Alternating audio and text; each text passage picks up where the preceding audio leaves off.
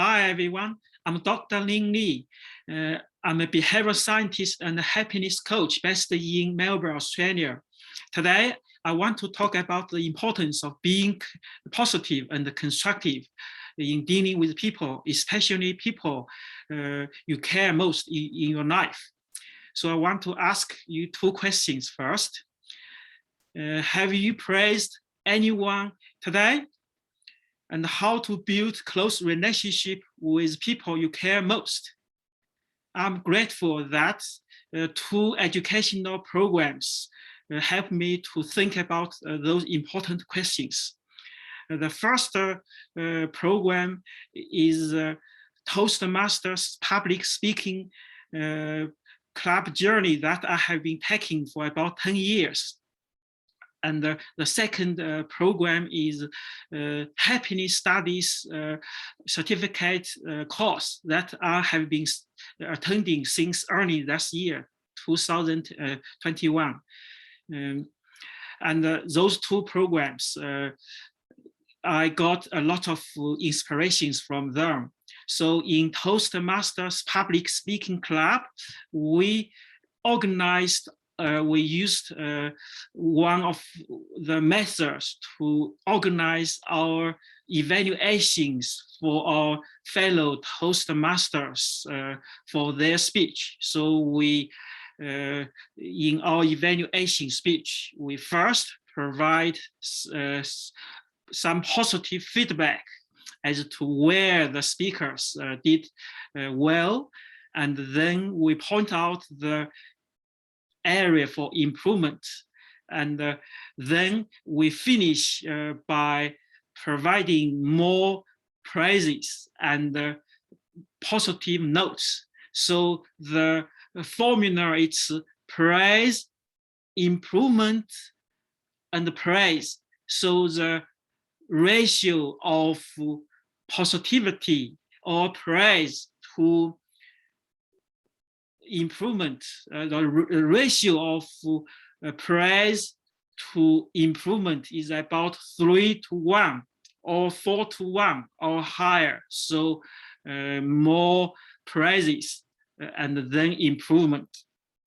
And through positive and constructive feedback, we encourage Toastmaster members to deliver more and to deliver better speeches, and that's a way to motivate people. That's why we in Toastmasters we hope the members, especially new members, to keep some key promises, and one of the key promises is to provide helpful and constructive evaluations to other fellow Toastmasters. And the principle of being positive and constructive also very relevant in building close relationship and in the happiness of our life. So I want to just like to say that according to the founder of the Happiness Study Academy, Dr. Ben Shahar, relational well-being is one of the 5 key elements of whole being system, or about the whole happiness system. So in addition to relational well-being, other 4 elements are spiritual well-being, intellectual well-being, physical well-being, and educational well-being.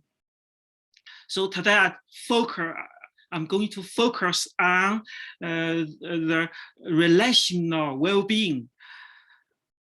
I believe some of you may have watched the famous TED Talk, TED Talk by Professor Wardinger who presented the result from the longest study on happiness. So that was study followed about 700 participants. Participants were graduates, Harvard University graduates, and Boston residents. The study followed them for 75 years. And one of the key findings is that they find the key predictor of happiness is having close relationship. And that is also applied to the happiness as well. So I want to just like to repeat, one of the key predictors of happiness and health is having a close relationship. And close relationship is a generator of happiness. How to build close relationship, you will ask. Here, I want to share with you another ratio, okay? Just not mentioned at the Toastmasters Club. When we provide evaluation, we use praise, improvement, and the praise ratio. The ratio of praise to improvement is about 3:1 or 4:1. So I want to share with you another ratio, important ratio in building close relationship. That is the ratio of positivity to negativity, okay? So positivity, it's about praise, okay? Praise people you care most. And the activity is, of course, not totally negative, but constructive criticism or conflict. So the ratio of positivity and negativity is 5:1. 5 positivities to 1 negativity, or 5 praises to 1 point of improvement. Okay, so I want to explain this a little bit later in detail. In building relationship, close relationship, I think 2 points worth remembering. One is to provide continuous, ongoing praise. To provide ongoing praise.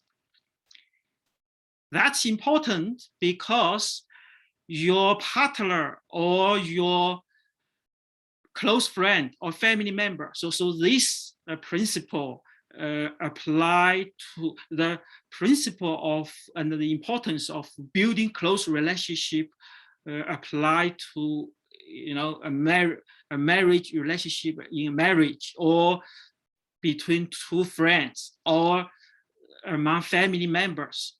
So as I mentioned, first is to provide continuous praise, continuous compliments. Your partner or your friends not only need your praise when you first met or when you fell in love, they need it continuously. That's easy to understand. You know, just like if you show gestures of remembering their birthday, just bring back home some gift when it's important or a special day between you, or you purchase a bunch of flowers to just, you know, or pray that your friend or partner did something very well, you praise them. And so that is, if you sustain that behavior, it's very good. Of course, we know in reality, real life bring us a lot of challenges. So even between close partners or friends, there are some conflicts and or challenges. And I should say conflicts is also very important to build close relationship. Just like our immune system, challenges can strengthen the whole system, the immune system, and just some arguments, differences, different opinions, different ideas of raising children, of doing something for the family, if it's different between the partners, or wife and husband, or between two friends, that's okay, because those differences also provide foundations, provide opportunities for them to work on some interdependent activities and overcome challenges and difficulties, and that's the process to strengthen their relationship. And I want to say the second point to remember the first point that I mentioned is to provide continuous praise. And also it's important to know that close relationship also have challenges, conflicts. So conflicts also important, but I should say nobody wants, or not a family wants too many negativities, too much negativity, just like the ratio should be right. The ratio, as I mentioned, is 5 to 1, 5 positivities, 5 praises to 1 negativity, to 1 criticism. So 5 to 1, that could be a good starting point. And the second point to remember is be authentic. In relationship, in close relationship, in order to build close relationship, you need to be authentic, to be real to your partner, to your friends. And it's good to be open to your partners and to tell them your needs, even your vulnerability, your sense of insecurity, or tell them your fears or worries. Let them know your needs so they know you better. And it's the opportunity, to know your needs and the issues you face. Then you can be supportive and provide opportunity to know you in depth.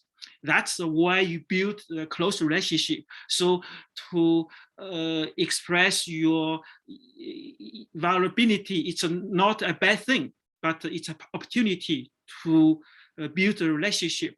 And I want to emphasize also the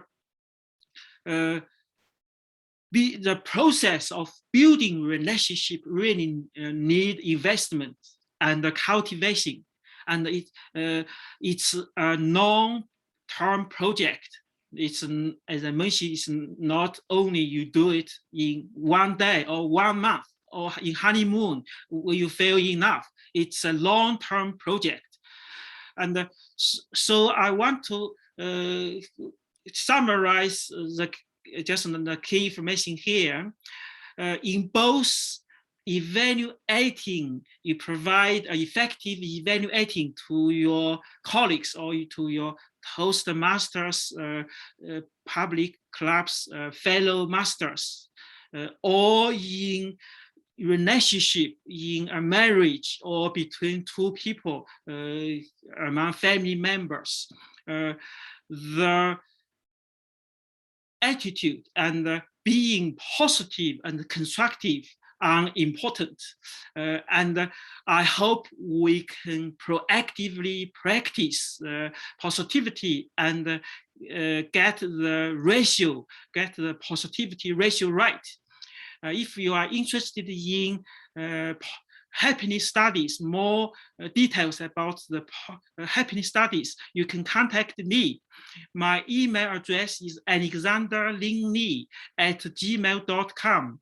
Alexander Lin Li, ALEXANDER LINLI @gmail.com. Thank you very much. Bye bye. Take care.